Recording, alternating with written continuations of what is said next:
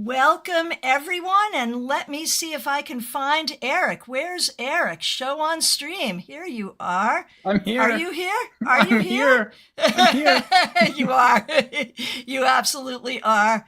And I'm so glad that you are. And welcome to everyone who's here. Oh, Michelle's Mystic Corner. I am so glad you're here because we're going to use your cards today. I was just telling Aerik that I was hoping you would be here. Okay. Welcome, everyone. It is the first of several Wyrd Wednesdays where Aerik will join me over the next several months to hold my hand and help me as I learn runes, the Elder Futhark. Hello, Aerik Arkadian. How are you? Hey, I'm doing great, and I'm very excited to be here and stumble through all of this Futhark with you. I am so happy. So, Aerik, many of you know Aerik did a fabulous presentation at StaarCon 5 on the runes, and I learned a lot from that. But I asked Aerik to help me because there's really no one I would trust as much to help me do this. I have been working with tarot, and specifically Waite tarot, for 40 years. And it's hard to teach an old dog new tricks, but we are going to try. So before we get going, Aerik, you have a class coming up, and you and I have decided that the very first thing that we will do is a giveaway.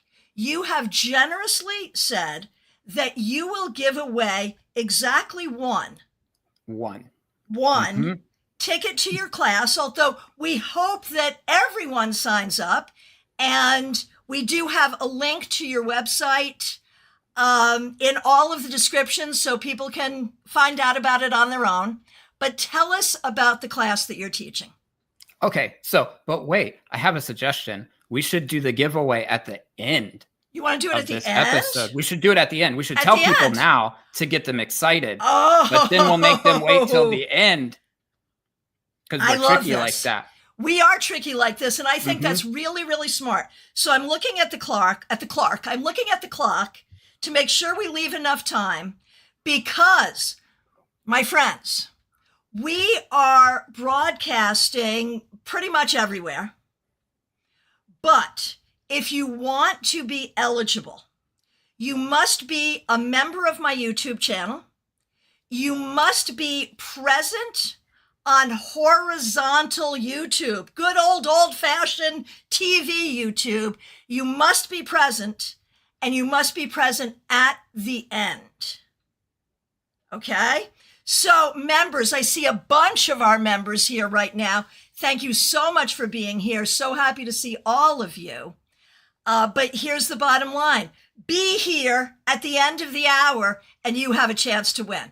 That's really good, and that's really fair. All right, which means we get to jump in right away. And the way this will work, I'm so grateful for everyone who's here. Talk amongst yourselves. If you have questions or comments, go ahead and chat them in. I will do my best to get to them, but definitely also talk amongst yourselves. Okay, so Aerik, how shall we get started on this journey? Well, I was wondering that too. And I think there's a lot of different ways that we could start. But I think one of the most important things to get out of the way is perhaps to just be upfront and tell people the dark side of runes and the reasons that they might be turned away from this practice to begin with. I appreciate you so much. Thank you. It's a hard topic, and it is one of the reasons, like, I have had runes in my life for 30 years or more, but I've never become a proficient rune reader, and this is one of the reasons why. Do you want to tell them, or you want me to? Well, you can start, and then I'll chime in. Okay. So there, amongst the community who uses runes, we associate runes with Norse mythology. And the community that really embraces Norse spirituality is called the heathen community. It's heathenry. Under the pagan umbrella, we're all pagan. But if someone says that they're heathen, it generally means that they're doing the Norse stuff and they work with the runes, and that's great. But here's the problem. Within heathenry, there is a stark division between those who are inclusive and those who are what they call folkish. Folkish is their polite word, and I'm just going to say it. Folkish is their polite word for racism. And while we're having this very difficult conversation, I do have to give a huge welcome to Anita Levy, who just joined and became a member, which is fabulous. Stick around, Anita, because that makes you eligible to win a ticket to Aerik's class if you stick around and are here at the end of the hour. So welcome, welcome, welcome. There are so many benefits to being a member. There's a whole members only playlist, and there's a benefit right here tonight if you stick around. Okay, and we're happy to welcome you, and sorry it's happening during a difficult conversation. Okay, so folkishness is racism. It's the idea that we only care about our community of people who look like us. And so one of the things that had me backing away from the runes is not wanting to deal with that. So I'm tossing the ball to you, Aerik, but I don't know what to say. All right, I caught it. So it goes back pretty far in recent history. I think everybody knows that the Nazis were pretty obsessed with runes. They used runes in their insignias and their logos and stuff like that. And that was passed down generationally. And there are some people who put out a whole bunch of rune knowledge in print publications whose ties go back to those parties and white supremacist groups. And there are authors today who have written rune books. I'm not going to name them because that's a side conversation if we want to talk about that. I don't want to call anybody out directly and spread stuff like that. But they have donated the proceeds of all of the sales of their books to white supremacist organizations. So there is a lot of this racism that ties in, but that's not the fault of the runes. Just because people came and did something bad with something doesn't make the runes themselves bad. Right. And in fact, the runes are really powerful. And so people who want their power, may take it and use it for evil. But I guess the disclaimer here, and I don't think that this is news to anyone on my channel. I don't think this is news. I abhor any kind of bigotry. Everyone is welcome here. And that's the way it is. And there's no question. And I think, Aerik, you and I are in agreement on this. Yeah. 100%. And from Lisa Harmon, who's been a member for more than 3 years. Thanks so much, Lisa. I appreciate the bluntness of your explanation of the dark side. Thank you. Thank you. Appreciate that. And another appreciation, Michelle's Mystic Corner, again, who made these really cool rune cards that I was showing to Aerik. And he's like, ooh, those are pretty. These are made by Michelle. I don't know if you have these available for sale. Please drop a link if you do. And Michelle, thank you for the super chat. Really appreciate it. All right. So now that we got that out of the way, what do we do next? Well, would you like to explain how you got into the runes to begin with? What kind of started this whole initiative to learn and to go live and let the world watch you? Let the world watch me do something I don't know how to do. Yeah.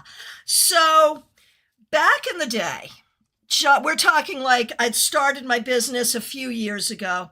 John and I had a shop It was like consignment, new agey stuff. And we did, in fact, on Wednesdays, we did spiritual night out, SNO on Wednesdays. Everyone would come, would do a different topic every week. So in the store, we were consignment, but I was stocking some stuff. And I got the Ralph Blum runes. Now, Ralph Blum kind of was the guy back then. And I think he is kind of responsible for bringing runes to us. But he also, I think, did some weird things with traditions, so we don't love him. But the rune set that I got had a collation error. So it was missing one rune and had 2 Isa. Now, Isa, let me see, which 8 is Isa in, first, second, or third? Oh, man, don't ask me those questions. It's the second. I know it's the second. It's the second. Yep. This is what Isa looks like. It's just a straight line. And I got 2 of them. And Isa is not considered the most positive rune. It is the rune of, shall we say, correct me if I'm wrong, Aerik, being stuck, being stagnant, going nowhere. It's sort of like stop or halt. It's ice. Isa is ice. Yeah. And so I had 2 of these in my rune set. And the rune master who was teaching runes that night said, you just shouldn't read runes. So I have taken that to heart until very, very recently.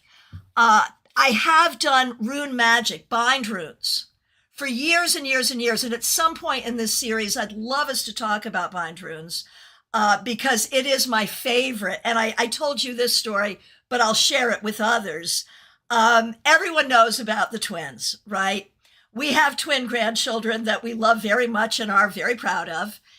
And the backstory is when Allison and Damien were trying to have a baby, they were having some difficulty, and I made them a bind rune for fertility, and very quickly they got pregnant with 2. The magic worked a lot. It worked a lot.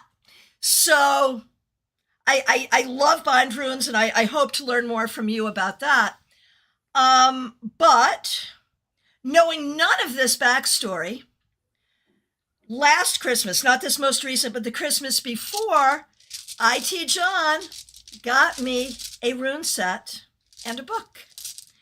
And I was kind of thrilled with it. It's Aventurine Stones. And so I've been playing with it. And I've been playing with it with some success. And the day I reached out to you was the day that I got, correct my pronunciation. Oh, another reason I have stayed away from runes completely. Pronunciation. Y'all know how much I hate to mispronounce things. You know how much I really try to get the pronunciation of everyone's names right. I know how to say temperance. I know how to say justice. I'm not sure I know how to say Thorzos. And so please correct my pronunciation as we go through this, okay? I pulled 2 runes together, and it was Iwaz and Rado? Okay, so Ewaz and Raitho. I'm not rolling my R. Raitho. That's not happening. Raitho. Okay, so Ewaz and Raitho, which I know to be horse and wagon. And I was like, ooh, I got horse and wagon. What do I do with that? Help Aerik. And that's why I reached out to you, because like there's got to be more here about how we put them together. And I was thinking about it in tarot terms, because I know exactly how to put cards together in tarot terms. Can I do the same thing with runes? I don't want to be disrespectful. So my question to you is about like, how do we combine them? How do we understand them? But then it gets deeper, because the 24 runes, and correct me if I'm wrong, right? The 24 runes are divided into 3 groups. Now, the major arcana of tarot, which is 22 cards, also divided into 3 groups. Benabel Wen has taught us to call those 3 groups septenaries, meaning groups of 7. And each group of 7 of the major arcana kind of has its own thing, right? The first group of 7 is like your lessons of living on the planet. Your second group of 7 is your lessons of emotional well-being. Your third group of 7, your lessons of spiritual enlightenment. Now, I have made these rune cards that we can all see. I had so much fun making them too. I understand that the 24 runes also divide into 3 groups. Tell us about it. Okay, so there are 3 Aetir. Okay, and this word is spelled Aettir, and it's a plural noun. And if we're talking about the singular noun, it is an et, which is Aett. Now, I have a little bit of a gripe with the word because, first of all, no one can agree on how to pronounce the word. So either we're pronouncing the AE kind of like a sound, or we're doing a I, or some people say I eat, which sounds a lot like 8, the number 8, right? Right. So it's very confusing, and I feel like we already have a fancy word for what it's trying to indicate, which is row. Okay, so I usually say like first row, the second row, and the third row. And they're broken up by the rune that starts that particular row, which is Fehu starts the first row, Hagalaz starts the second, and Taiwaz starts the third. And here's the other thing that I feel about this. And we'll have to talk about this in a moment, because the runes are an alphabet and they are letters, right? And if you were going to give me the ABCs and you broke the ABCs into 3 rows and maybe left off Y and Z at the end so that we had 8 rows, 8 columns and 3 rows, right? So we had a total of 24. And you were to show that to me and say, what's the magical significance? What's the trends? What is the pattern of energy flowing from A to B to C? I don't think I would see one.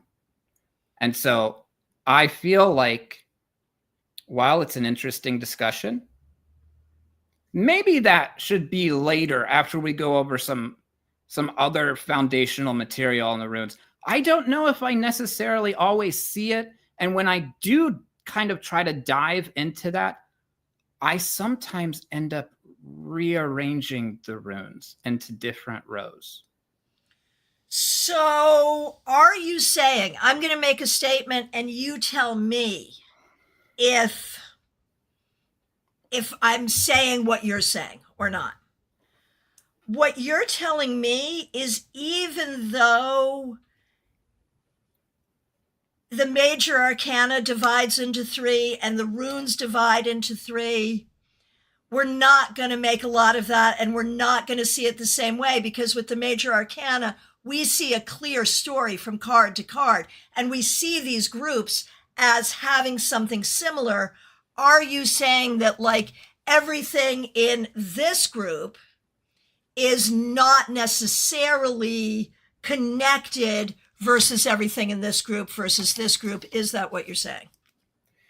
You can read the story and you can, I mean, just like you were reading cards, right? If you put out any 8 cards, Christiana, you could read that story, right? And it doesn't even matter if they were from the major arcana or from anywhere in the deck, you'd be able to read that pattern. And so I feel, and I don't mean to be like offensive or contrary to people who go really deep into this, but I feel like you're trying to add a lot of magic or interpretation to something that was not necessarily there to begin with, and it's arbitrary. Okay. Okay. And, I will say for as long as I've been studying tarot seriously in the age of the internet, I have noticed that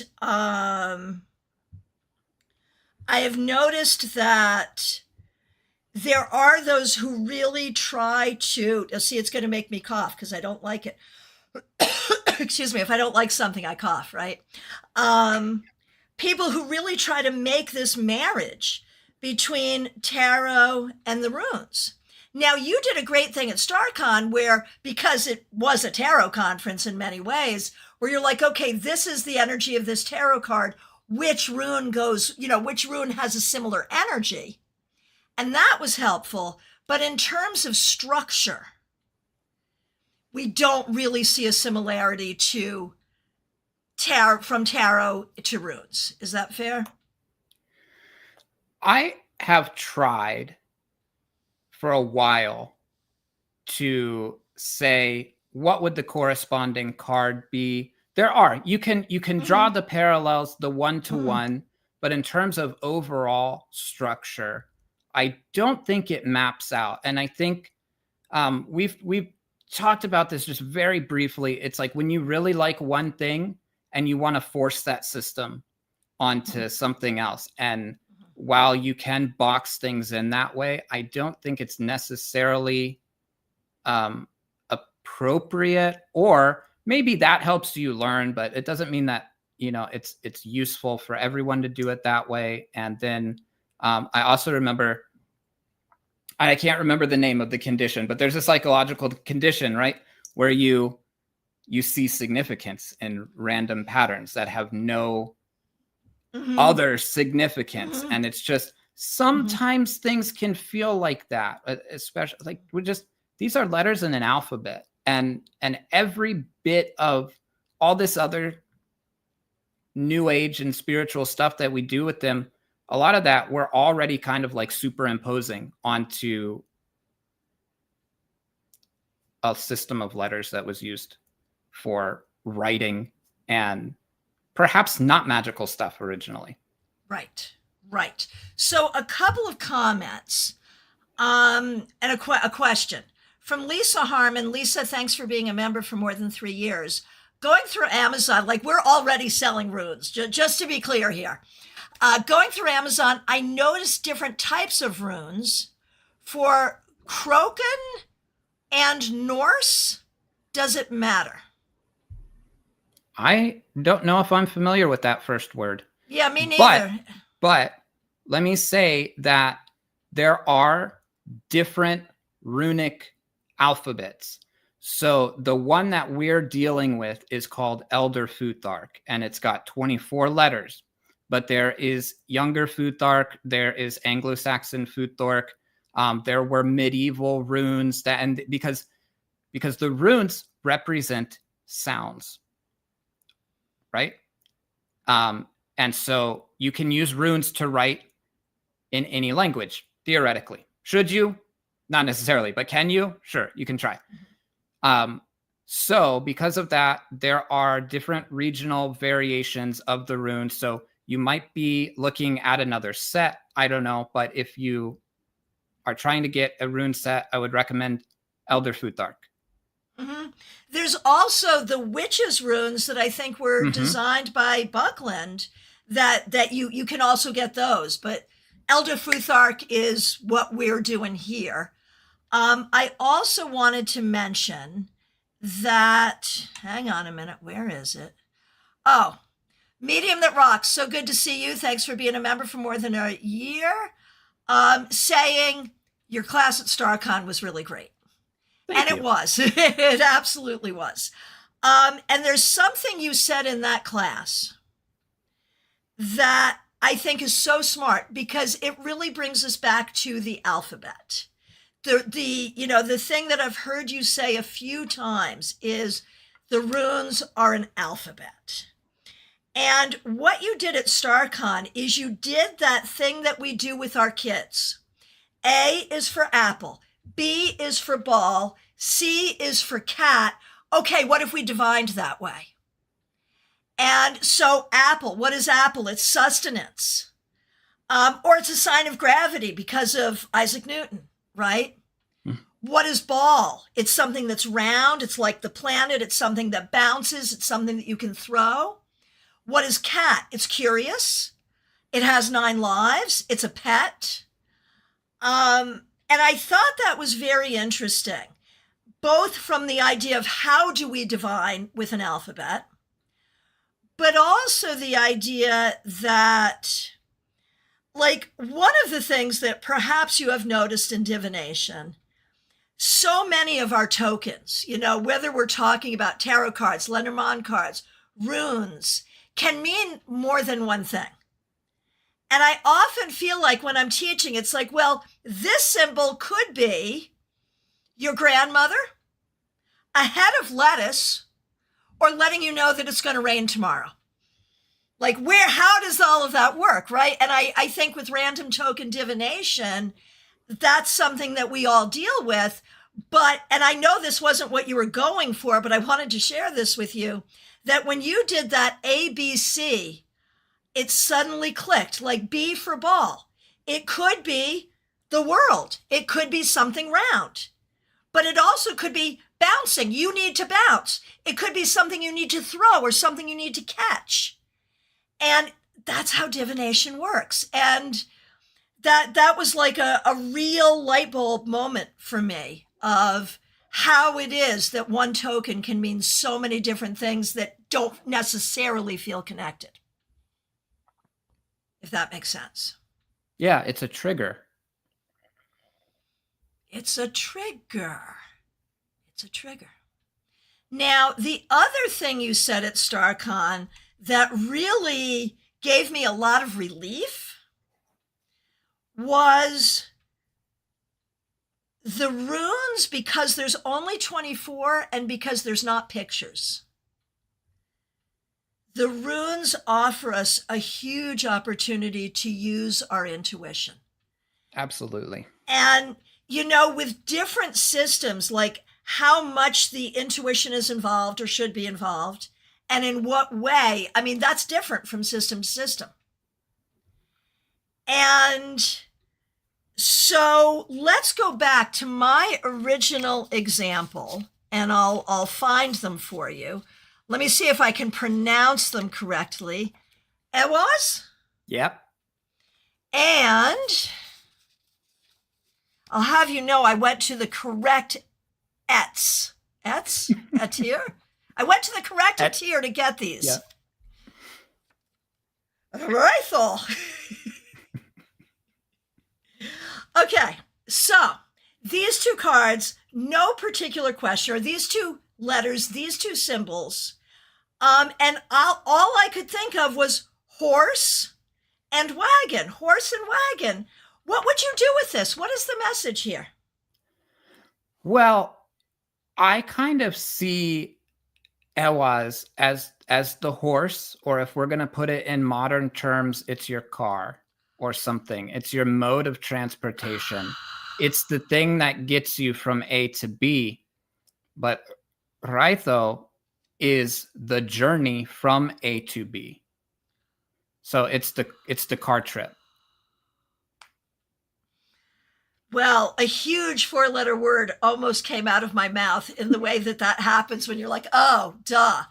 Right. So, okay. So in my mind, I'm turning this into the chariot. So, right.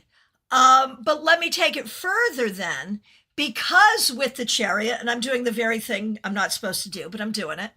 Because with the chariot, it's your car, but it is also this sense of your ability to move forward, your mastery to move forward. Is there mastery in this symbol as well? Like, is that part of it, or is it really just what gets you there? I think there could be, but if I'm really reducing it, it's to me, it's more on the thing that gets you there. Mm-hmm. So, okay. Let's play with this for a minute. The thing that gets you there. Back in the day, I went to a lot of Grateful Dead shows. And I was not going to these shows completely sober. In fact, I was not sober at all. And so we would talk about the trip, okay? I mean, Grateful Dead, that's acid rock. There's a reason it's acid rock, right? So the acid trip. In that case, the drug is what gets you there. Yes or no? Yeah. Yeah? Okay. Yeah. Okay. Now, the person who develops the problem with the drug, will that show up? And would it show up, say, with like this? Or maybe even with this, having a need for something that maybe you shouldn't? Possibly, I could do that. Yes, I could. I usually think of now these as something that you need, like, for to better yourself, like a need you have for improvement. If I was associating that with like a drug dependency, I might think of Hagalas or perhaps Turzas, things that might represent something that is sometimes out of our control, bigger than us, and destructive. Gotcha. I've lost Hagalas, and I'm not terribly upset about it. My ets are my etir are now like all over the place. Just to let you know, we're now completely out of order. Okay, so that helped. So let's go back to Rethel. And I was telling you as we were preparing for this, when we talk about rune magic, we would put this symbol on our cars going from dead show to dead show to protect the car. Good choice, bad choice? What do you think? Yeah, I mean, absolutely. Every car that Celine and I have ever had, I usually put that on a little stone and then hide it somewhere in the car. Because this is the journey, this is the trip, the ride, safe travel, and all that mixed into one little symbol. So absolutely. I love that. And of course, my fellow Deadhead medium that rocks says, what a long, strange trip it's been. Yeah, absolutely. Yes, absolutely. All right.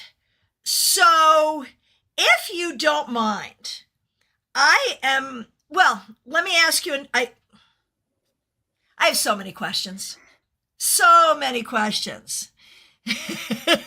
Rebecca, I lost Hagalas and I'm not terribly upset about it. Made me laugh, right?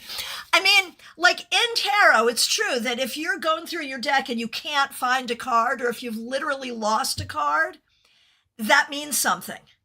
Is it also true? Like if I've lost a rune, do I interpret that? Oh man, if I lost one of my runes, that would really upset me. But yeah, I think anytime that something of spiritual significance to you goes missing, you have two options. Number one, it's a totally mundane problem and you just dropped it. Or number two, it represents something. And that's all about how do you feel in that moment when it happens. Right. I was just going to be like, okay, right, and move on. But oh my gosh, that was brilliant right there. I want to like put such a big exclamation point on what you just said. How you feel about it when it happens.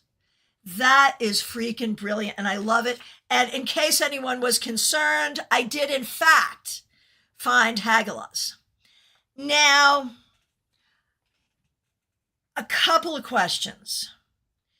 You mentioned, I mean, each one is a letter, so each one makes a sound. Is this H? That is H. That is H. And like, how often is it gonna happen that like I'm doing a reading for someone and I get, say, Fehu, which I assume is F. It is.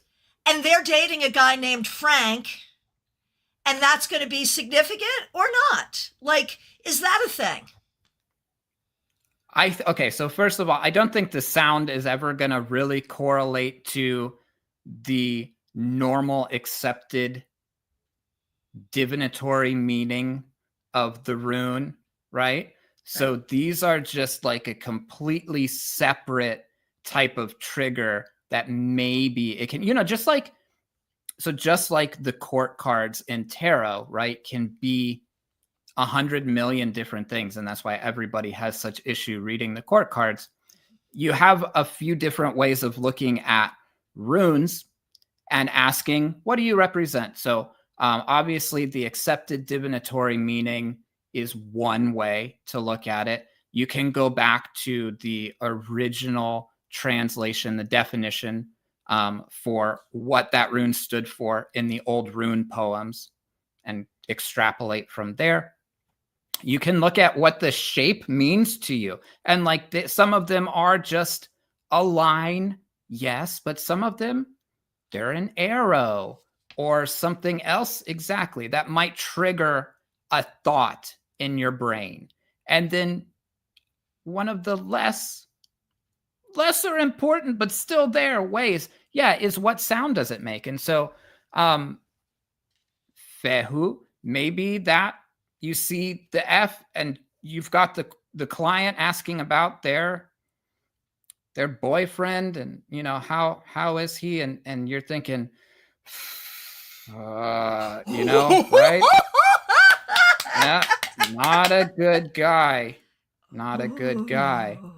Okay. Or we're talking about Anzus. That actually was Anzus, I believe, that you had up there. The lines go down. Right, the one that goes down. Yeah. Oh, yeah. I am so embarrassed. But here. I'm okay. Sorry. Redemption. It's okay because redemption. that is another great example. So of a sound that can trigger a thing in your brain, right? Because Anzus is the A sound, but it's instead of like ah, it's more of a ah, and like ah can be enlightenment or a sudden realization or something like that. So if you are familiar with the sounds, and I'm big into sound because I'm a musician and I love using sound in magic. And that's how I think about things. But if you're familiar with the sounds that the letters make, those can trigger a thought as well. I love that. And I love the freedom to do that. So Dan wanted to know, because I did share these and we're going to use them at the end. Dan is Michelle's husband. And I can ask you this because I know what you said to me about these. What do you think of Michelle's rune cards? Are you asking me? Or are you asking yes, you. Yes. Well, the exact quote that you used from earlier was, "Oh, those are so pretty," and that's what I said before the show. They're amazing. Yeah. Much liked and much appreciated, and they're what we're going to use to give away the prize at the end. Members, you are eligible to win a prize at the end if you stick around for another 20 minutes. All right. So, okay. I understand that each rune is a letter, but in the same way that A is for apple and B is for ball, each rune is the rune of something.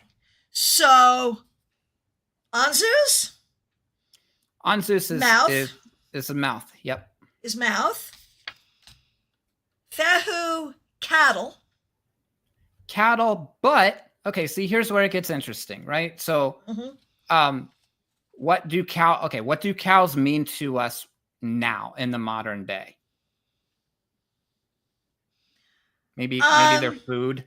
They're food. I mean, they're food. Maybe they're food, right? Yeah. So, but this is not necessarily what it meant to the people that were using this alphabet 2,000 years ago.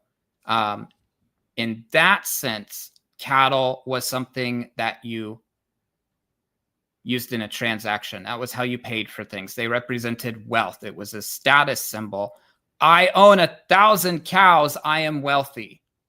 So for that reason, fehu is wealth or money or a fee. Makes sense. Okay. This bad boy. Okay. Is Urus. an animal I've never heard of. Talk to me about this guy. So Urus is the wild oryx, which is an ancestral animal to the wild ox, or the, what you may picture as oxen dragging a plow today on a farm.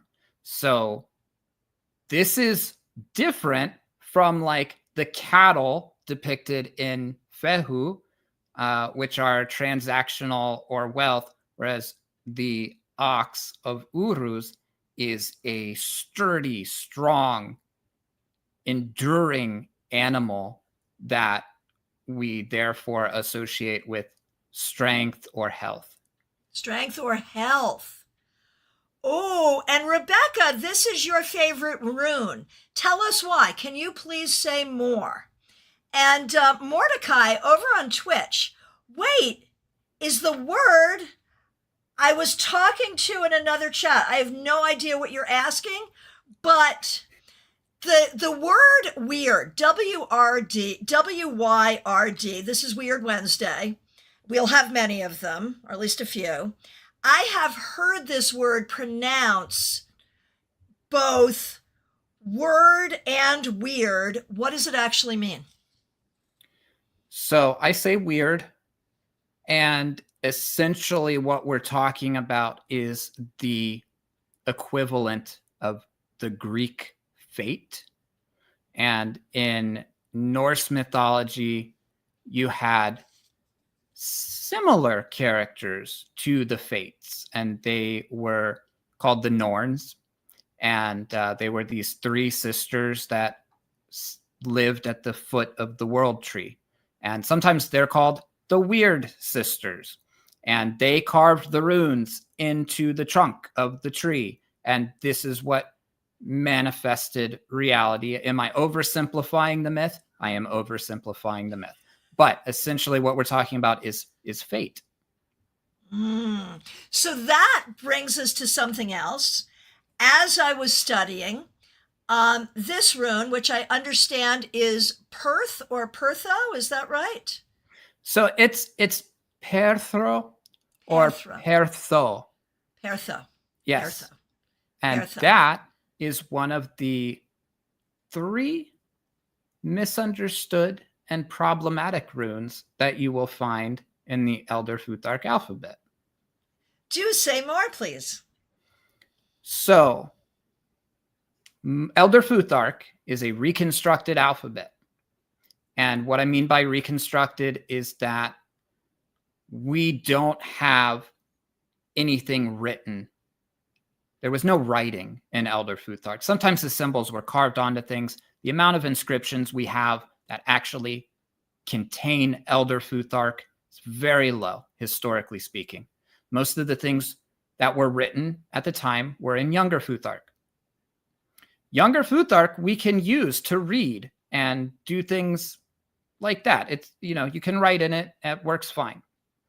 And we understand the names of the letters in Younger Futhark.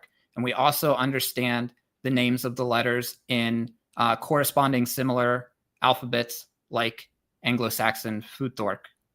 So when we went back and we decided we want to have names for the Elder Futhark letters, we looked to other alphabets to try to extrapolate and trace back the names. Here's the problem. Most of those names came from Younger Futhark, and some of them came from either the Gothic alphabet or the Anglo-Saxon Futhark alphabet.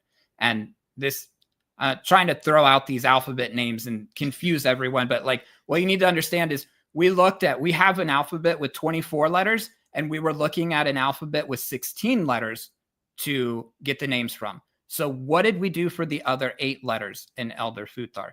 And for some of them, we reached out to other sources, and for some of them, we kind of guessed. And unfortunately, on those 3 letters, the 3 problematic ones are Algiz, Perthro, and Ahwaz.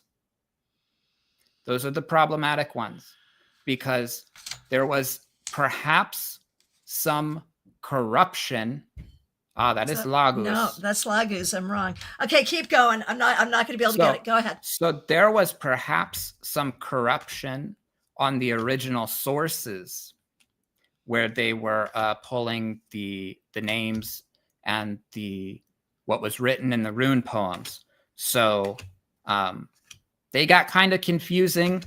I personally love the rune you're holding right now, because people say it's the gambler's cup. It is mystery. And so I pulled I have this little rune deck. All right, hold on. Oh, so these are, yeah, okay. These are the 3. Mm-hmm. That is the elk and the U and the dice cup. Is that correct? Yeah. Yeah. Okay. Yeah. Okay. So I love this too because of that sense of fate. The idea of the dice cup makes me think about the Wheel of Fortune. And this idea of, on one hand, anything can happen, but on the other hand, there is something pulling the strings. Like I can go really deep with something like this. Should I? Yeah, please. Okay. The deeper, the better. I agree. So going back, Rebecca Dusk, so good to see you. Thanks for being a member. Going back to Uruz, Rebecca says, Uruz is my favorite. I've been gifted several stones with this. It's strength that I've often needed in this life. So I wore it to give me strength to keep going. That's beautiful. I love that. All right. So since you got them, and since I could not easily identify them when you said their names, let's go over the other 2 problematic runes. And do we agree that, okay, these things are... Oh, Mordecai likes your mug. I do too. Oh, thank you. Do we agree that, okay, so it's problematic that these runes are here. It's not historically correct or whatever, but they're here now. We work with them, so they have power now, and we just use them, and that's what we do. Is that right? More or less. Yes. More or less. Yes. Okay. So I think, I think if you pick up 2 different rune books, they might, sometimes the name of those runes gets shifted to the other, or shifted around, or sometimes the names come across differently, which is kind of universal for the runes, but like especially on those 3, sometimes the names will be spelled or pronounced differently depending on what source material you're looking at, because there's not really one good historical attestation to tell us what it was supposed to be. So a lot of that gets cloudy at a scholarly level, but through personal gnosis over the years, I think we have more or less agreed universally as a society as to what the meanings of the runes approximately are. So I so appreciate that, because I think when we talk about random token divination, which this is, tarot is, Lenormand is, there is, like when we're talking about these systems, there is sort of this general agreement. And in that, I think there is its own magic. Like if we all agree to some extent that this is how, oh, where did you go? Hang on, I have to bring you back. Hang on, give me a minute. I'm bringing you back. Show on stream. Okay, you should be back now. Yes, you are. Good. See, I have the power. There it is. Y'all know when I do something right, when it comes to tech, I'm always super happy with myself. All right. So there is this thing about random token divination. When we all kind of agree on it, it grows its own power. Like when I discovered that tarot came from a game, It was not some deep esoteric thing. It was a mofoing game. At first, I was like, this is what I've dedicated my life to. And then I was like, oh, that makes it even more magical. Because if we could all sort of take this game and turn it into something that has become a sacred text, you know, that magic is real and powerful. And so that's how I'm seeing the runes as well. Do you agree? I do. I think the beauty of what you're talking about, Christiana, is that you can divine with anything.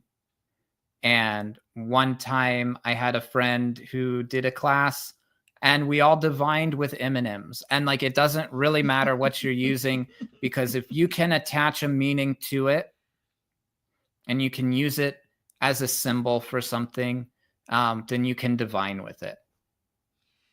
Perfect. So I wanted to talk about these two, but we're actually running short on time. Oh. So we're going to table that for the next time we meet, I think.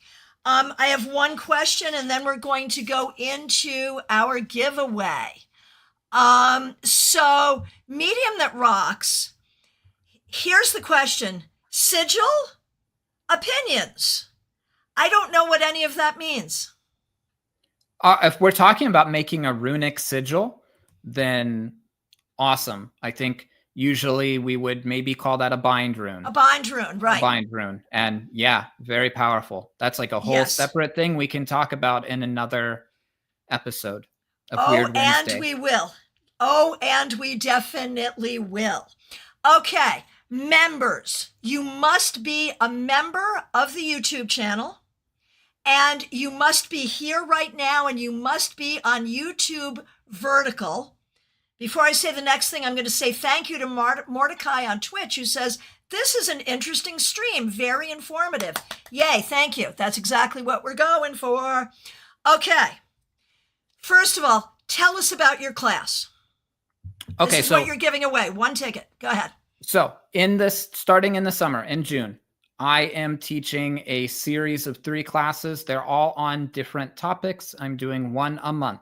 The first class is on sound and music and their importance in a magical practice or a spiritual practice. The second class is on fluid condensers. If you don't know what a fluid condenser is, think alchemy and herbs. And we're going to go over all different topics like that. And the third class is on intuitive reading with the runes. So whichever one of those sounds most interesting to you, I will allow you to attend for free, and I will send you a ticket to. Okay, perfect. So, and Aerik's link is right in the chat. It just went into the chat. You can book a reading with him. You can do all the things. Okay, now listen up. It's a contest. We all know that the members of the YouTube channel have a lot of perks. This is a perk that can only go to one person. So the first 5 members on YouTube horizontal to say me, go ahead and say me. The first 5 me's I see from members will be eligible. 4 of you will get a reading and 1 of you will get a ticket. And we've got it. We've got Christina, Amy, Medium That Rocks. Okay, Dan, I am so sorry you're not coming across as a member today. I think your membership is lapsed, but we love you. Smile Soul 20 and Michelle's Mystic Corner, Dan's wife. So you're in by association, Dan. That's our 5. Okay, Christina, Amy, Medium That Rocks, Smile Soul 20, Michelle's Mystic Corner. 4 of you will get a 1 rune reading, and one of you will get the prize. Okay, starting with, and you know, we're going to do all 5, okay. The winner is the one who gets, am I pronouncing it correctly? Gebo, yes. And Gebo. And I'm going to treat this just like a single rune douse, and I'm going to tell you what to pay attention to in this present moment coming up in the next 24 hours. Okay, and so the person who gets Gebo is gift, right? Mm-hmm. Is the one who gets the class. But, okay, every one of the 5 will get a reading. So, the first one, Christina. Christina, thanks for being a member for more than 3 years. You did not win the prize, but you got this rune. Go ahead, Aerik. What can we say for Christina? Soalo, which is the sun. So you may not have won the prize, but you do have some energies or some projects that are coming to a completion soon in your life. And this is going to be a very positive completion very soon. So pay attention to that. Perfect. I love it. Okay, next up is Amy Foreman. Thanks for being a member for more than 2 years. Amy wins the prize. Okay, so quickly, aside from winning the prize, go ahead and give Amy this reading. Amy, this rune is telling you to pay a close attention to your partnerships or your close relationships over the next day or so. All right. And I text with both Amy and you, so it's going to be easy for me to hook the two of you up to figure this out. So Amy, you win the prize. Medium that rocks. Here's a reading for you.